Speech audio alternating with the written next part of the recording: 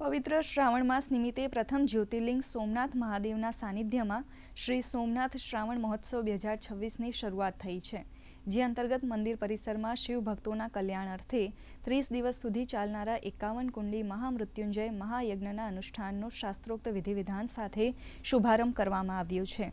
મહાયજ્ઞના અનુષ્ઠાનનો પ્રારંભ ટ્રસ્ટી પી.કે. લહેરી સહિતના મહાનુભાવોના હસ્તે થયો હતો। દેશ વિદેશથી આવતા શિવ ભક્તો પણ આ પવિત્ર યજ્ઞમાં સહભાગી થઈ શકે તે માટે યજ્ઞમાં આહુતિ આપવા માટે દૈનિક 9 સ્લોટ રાખવામાં આવ્યા છે। પ્રથમ જ્યોતિર્લિંગ સોમનાથ મંદિર ખાતે આરતીના દર્શનમાં પણ મોટી સંખ્યામાં શ્રદ્ધાળુઓએ દર્શનનો લાભ લીધો હતો।